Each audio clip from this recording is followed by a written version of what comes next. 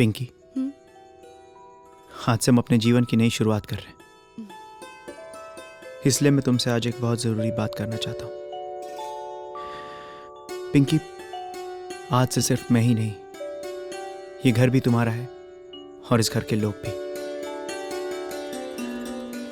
मैं बता दूं कि मेरे मम्मी पापा तुम्हारे मम्मी पापा की तरह हाईली एजुकेटेड नहीं है। वो जमीन से जुड़े लोग हैं, रीति रिवाज उन्हें बहुत प्यारे हैं, और ऐसे लोगों को अपने बेटों से बड़ा अरमान होता है। हाँ। आज से इन सारे अरमानों की जिम्मेदारी तुम्हारी है। मैं आशा करता हूं तुम उनके अरमानों को ठेस नहीं लगने दोगी। आप चिंता मत कीजिए, अब मेरी खुशियों की हर डोर आपसे जुड़ गई है। जिसमें आपकी खुशी होगी उसी में मेरी खुशी होगी। मैं तुमसे यही उम्मीद कर रहा था। मैं प्रॉमिस करती हूँ, आपसे किए हुए वादे पे मैं खरा उतरने की कोशिश करूंगी। अच्छा पिंकी, एक बात बताओ, तुम्हें बिल्कुल भोजपुरी बोलने नहीं आती?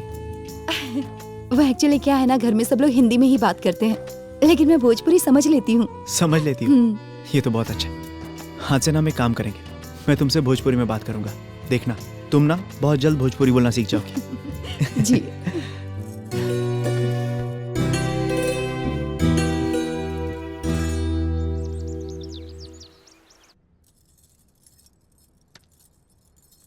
ए बेटा, हाँ मई, हाउ टेंट वाले का पैसे बा?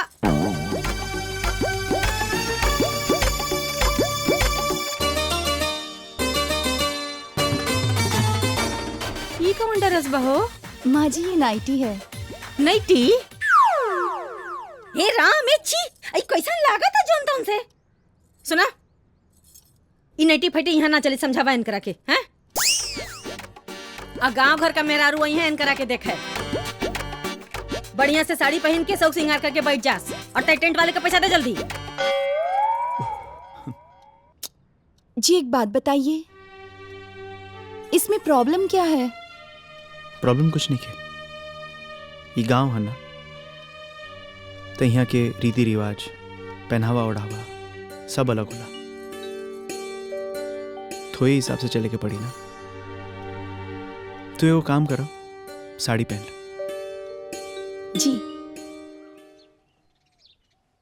बुझले कि एकदम दिमागे में आग लगल हमरा सुगंतिया जली ना। और जब बिटिया बना के रखा कर तो काहे के बियाह कइना लोग, हैं? उहे न। तो तो हमार बिटिया है 5 पास करौले तोरा के तना कब हम नेटी पहिरौले ना, कबहू ना। जनतन से इज्जत होए आइल है। ए चाची, भाभी के मुंह ना दिखेबू का? ताला मार के रखले है उनके मुंह में ना। जा देख ले लोगन, जरे देखा दे जनतन से। चला लोगिन, चला चला देख लिए तनी का है पहिन ले ओढ़ ले। हाँ।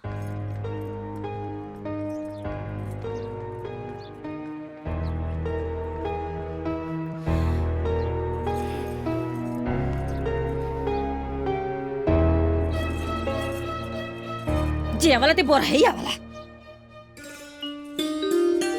ला लो, देख लो दुल्हन। ए दीदी, भाभी तो बड़ी सुंदर बाड़ी। रे बसंतिया, कितना बढ़िया तलवार नियन आईब्रो बनौले बाड़ी। एमी के सेम लिपस्टिक हमो किनले बानी, लेकमे के बनाई। ए जनतन से यहाँ लोगन दुल्हन दिखायल हो कि लिपस्टिक दिखायल हो? आए देख ना माई, ई बसंतिया, अरे एकरा भौजी के जब हम देखे गए रहनी, पूरा 15 रुपया मुंह देखलाई देले रहनी, और ये तो फिर ये हाथे आगल बिया देखे। ए तो भौजी का मुंह तो कोनो जरूरत नहीं के दिखावे कर। हैं? फोकट पे लोगन मुंह दिखायल बड़ू हो? हैं? सबका घरे मुंह दिखाई देले बनी, ऐसा ही मुंह ना देखे दे। हां चल निकाल लो। चल रे, ना दिखाइए तो ना दिखाए। हाँ जा लो, जब आट जाई तो लेके आई हो। अब बताई बाबूजी, बियाह के 1 महीना पहले से इज्जत धारणा देले बाड़ी हैं? अब तो बियाहो बीत गई। घरे जाके कहतनी तो कह तरीका कि रोरा माई के मुंह देखल नहीं चाहत हम। ए बाबू सुना, हाँ। इहो अपने माइया पे गइल बिया। जात रहनी 7 दिन खातिर, हाँ। और आवत रहनी 7 महीना बाद। जनतन से की कर शिकायत करतनी जी? हमार हिम्मत बा तो हर शिकायत करी। हाँ। देख ना माई, ई दोनों जना मिल के हमरा के यहाँ से भगावे के चक्कर में लागल बालो। अरे के कर हिम्मत हो कइल हो हमरा बेटी के यहाँ से भगावे का? वो हमारा बेटी के जनतन से? बताओ ना माई, तोनी भर चलता इन तो लागत है हमार हाथ और गोड़ झिनझिना है। और यहाँ के बानी, यहाँ के तो हमरा हाथ कोनो माया नहीं खे, जब देखो तब हाय माय करत रहिले। जौन तौन से कोनो नौकरानी नहीं के भेजले रहुआ के घरे, हां? ओकरा घर द्वार नहीं खे का? और 20 साल से रानी बना के रखले रहनी। ना जाई हमार बेटी जा। मुंह का देखा ताड़ा, फैसला हो गई। लेकिन सुनी ना, वैसे भी ना हम ऐसा ना घर के बेटी है ना बबुआ कि जहाँ दमादन कभी कुटाई होला। विश्वास नहीं के तो पूछ रही अपने ससुर से। नहीं, मैं पूछे कौन बात बा? तो ठीक बा, 15 दिन बाद हम आमीन का के ले जाए खातिर। अब वैसे भी ना बाबू, नहीं भौजाई आइल बिया, बढ़िया बनाई खियाई देह सिहराई है ना, ओकरा बाद हम विदाई फाइनल के देब। और वैसे भी हमार पतो काल चूल छुए वाली बिया। अब ताकत का बानी जाई, बैग उठाई। जा।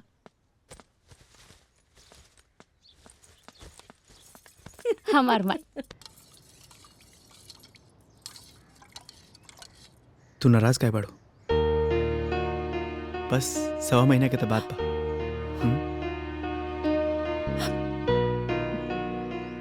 एक लड़की जब पहली बार अपने ससुराल में आती है तो उसके पति से ज्यादा क्लोज उसके कोई नहीं होता है।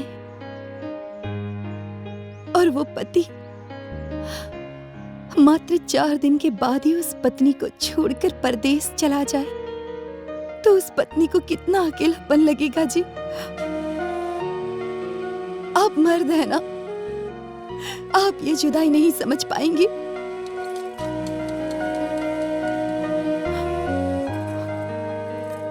हम ना समझे, हम सब समझता नहीं, लेकिन यो तो तहरे घर। हाँ, उनका बात के दिल पे मत लिया। हाँ, खुश रहला से सब कुछ सही हो जाला। देखा, तू ज्यादा अपन ख्याल रखियो, हम आई के भी।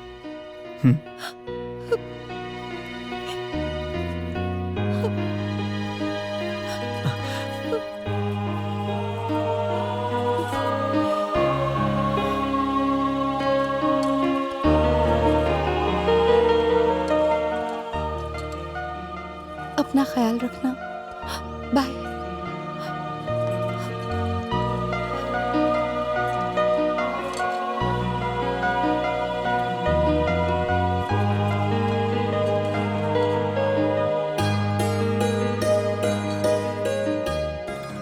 चलते नहीं। खुश रहा, अपन ख्याल रखिया। तू अपन ख्याल रखिए मैं। चलते नहीं दीदी। खुश रहा।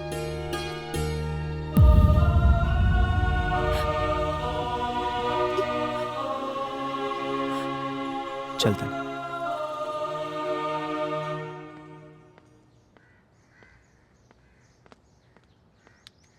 चलते नहीं बाबूजी।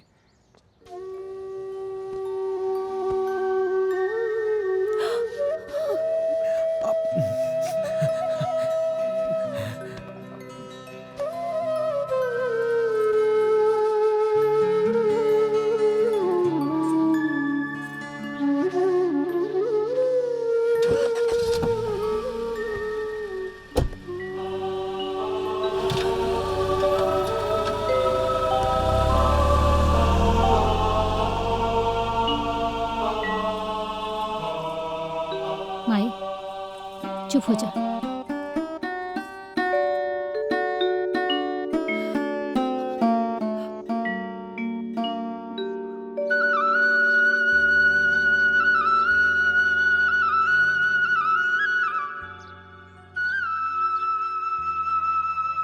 बाप रे, हमार कपार बथता, इतना बथता कि का बताएं हे भगवान, का बताएं। कोनो दवाइयों काम नहीं करत। दिन भर ऐसे ही घूमत रहबू तो का होई? ज्यादा चिल्लाई मत।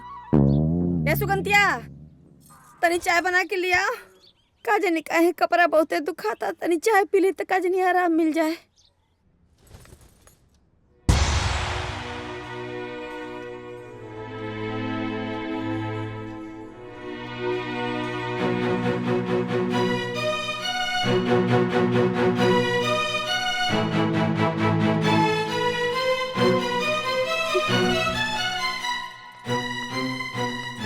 अरे माई, अब चाय के बनाई? तहार पतो तो गोपाल के वियोग में सूतल बाड़ी। अरे वो सुतल बिया तो तू बना दो। काहे बनाई? अरे ससुरो में देठे ठाई नैहरो में देठे ठाई, हम ना बनाए, जा अपना पतो से बनवा। अरे वो आराम करत हुई हैं, जा तू बना दो चाय। हम तो बनेबे ना करे। सब केहू हमारे पे चिल्ला के जाता।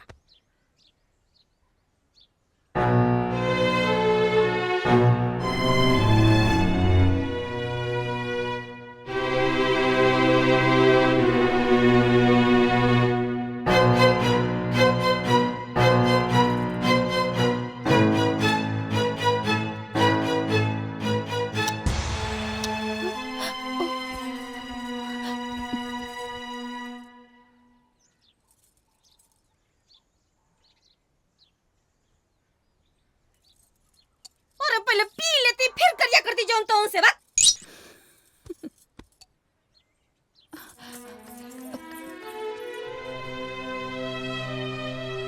माँ जी, नींद लग गई थी, जगा देते तो मैं ही बना देती।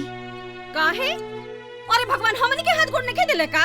हैं? चाय बनवा लेनी और हेदे पिया तो बानी। और तू सोचता रू कि तू सूतल रहबू तो हमनी के चाय नहीं पी सकत जा का?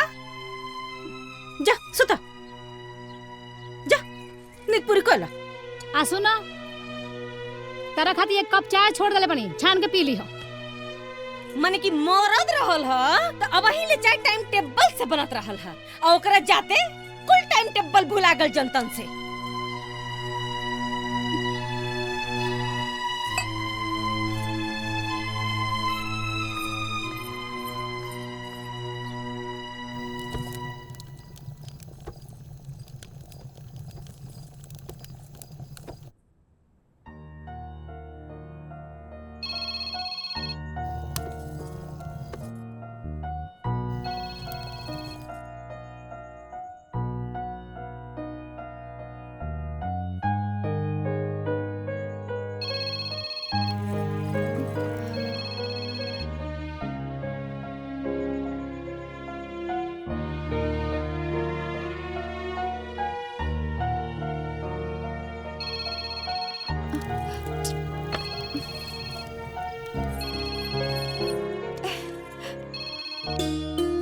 नमस्ते जी। नमस्ते। कैसन बाड़ू? जब से आप गए हो ऐसा लगता है मेरा कुछ गुम हो गया है, किसी चीज में मन ही नहीं लगता। मन तो हमरो नहीं लागत, पर का कइल जाओ।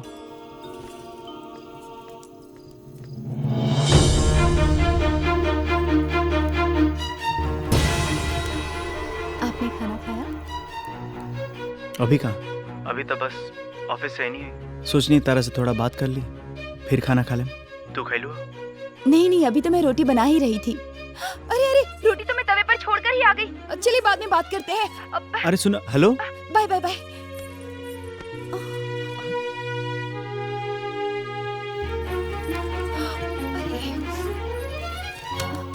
माँ जी हटिए, मैं बनाती हूँ। ना ना तू जा, हम बना ले। जा जा आराम कर।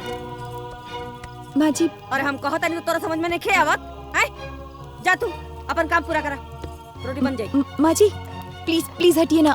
माँ जी आप बना रही हैं मेरे को रोटी, जरूरत नहीं है। अब गलती नहीं होगी माँ जी, प्लीज उठिए उठिए ना माँ जी, कहते प्लीज नहीं, हटिए प्लीज से। प्लीज प्लीज माँ जी मैं बना देती हूँ, प्लीज प्लीज प्लीज माँ जी छोड़िए कहली ना। ना कि शहर के लड़की से ई चूल्हा चौका का काम ना होई, बुझाई? जा आराम करा, जा। खाना बनावल हमार काम बा।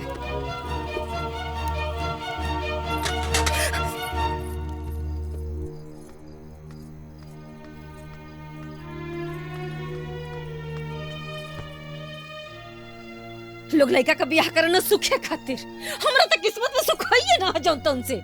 सुगंधिया, अरे सुगंधिया, एक लोटा पानी लेके आ। ले आवा तानी। ओहो,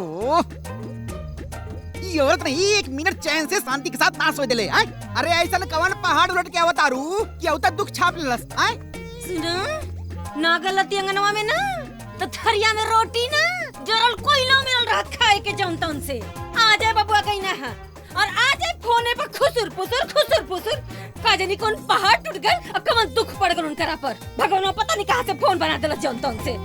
अरे भाई नया नया आयल बिया, बहुत तरीका का बात होला, एमन समस्या का बा। एगो हमरो के फोन खरीद के दे दी ना। रउआ के अंगनवा में बैठ के दिन भर हमहू बतियाई, फिर कुछो बोना चाहे बिगड़े जौन तौन से। जौने बेरा बतियावे के रहे तौने बेरा तो जाके वो फोन में जाके सुत जात रहलू है। आय हमार दिमाग नहीं खे पगलाल कि तो है फोन खरीद के दे देई। जानतर माई आज हमरो ससुई के फोन आई रहल, कहतिया का कि 6 महीना छोड़ देवक बा तो अब तोर गर्मी शांत होई। अब बताओ माई। चुप रह। एकरा में अपन गावती कोई अपन गाव शुरू कर देलस। दबानी। सही कहल बा, जैसन पिसान वैसन रोटी और जैसन महतारी वैसन बेटी।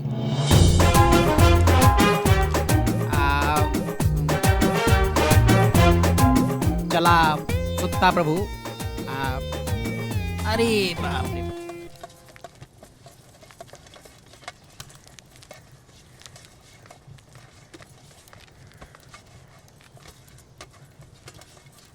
का हो है तो ना रिऊ रिऊ के बर्तन धोवाई तो किरिन ना डूब जाई। हैं? अरे नया नोचर बिटिया पतो के फुन फुन काम करके धो देवे के होला। तनी हाले लिया चलावा। तोहरे नियर रहली ना बच्चिया तो किरिन उगे से पहले घर बर्तन चूल्हा चौका खाना पीना कुल को के खिया पिया के एकदम निश्चिंत। अरे आजकल के बेटियन पतो हन के तो हमरे स्टाइल ने कैसे समझ में आवा। अरे मोरी भाई, अरे बाप रे बाप, अरे बाप रे, अरे माँ जी, अरे बाप रे बाप। का हो तोरा के यो न के पता कि करे के बिना लेवर ले आके बना रखल जाला। वो माँ जी मैं भूल गई थी। अच्छा खाए कितना भूललू जंतुन से आ एकरा के भुला गेलू। वो क्या है ना माँ जी, हमारे यहाँ तो ऐसे ही गैस पे चढ़ाया जाता है।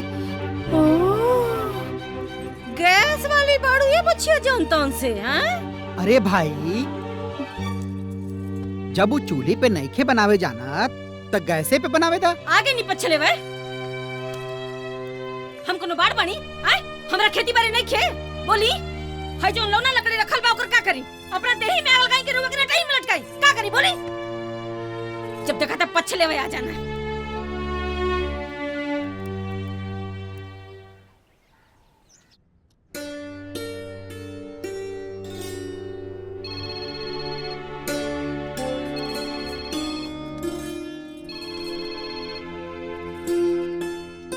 हेलो।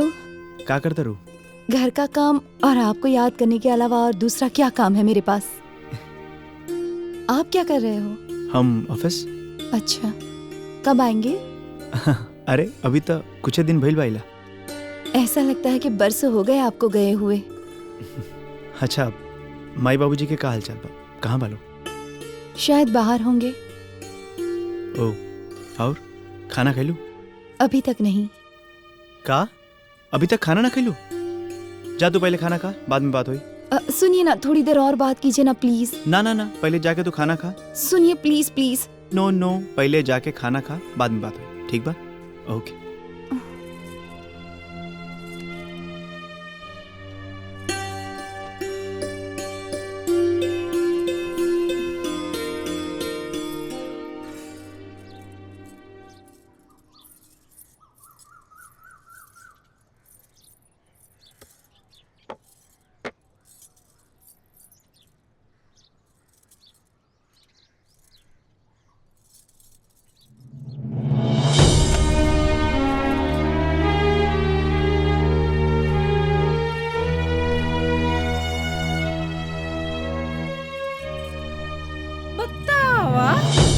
माने कि अब ए घरे में ई दिन आ गइल बा कि मेहरारू का जूठा मर्द लोग खाइए जौन से अतनो नहीं खे ज्ञान कि पहले मर्द मानुस खा लेना ओकरे बाद मेहरारू खानी सन।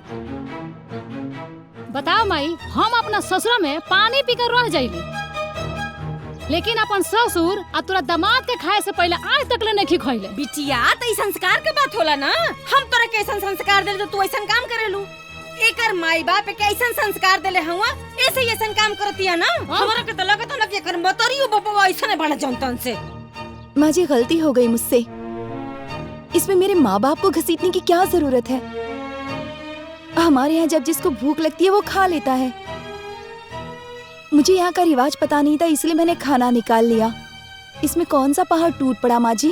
पहाड़ टूट गया? करी 4 दिन तो कन्या आइल हमरा से जबान लड़ावतिया रे। ओए बात मुंह से कढ़ावल मुश्किल कैले भी आई। मुंह से बोल देली तो जबान से पीते हमार सीबी ते जबान सिवाय तोरा के। अरे फोन मिला ओकरा के। आज बताओ तनी तोरा के हम धर माई फोन लगा। दे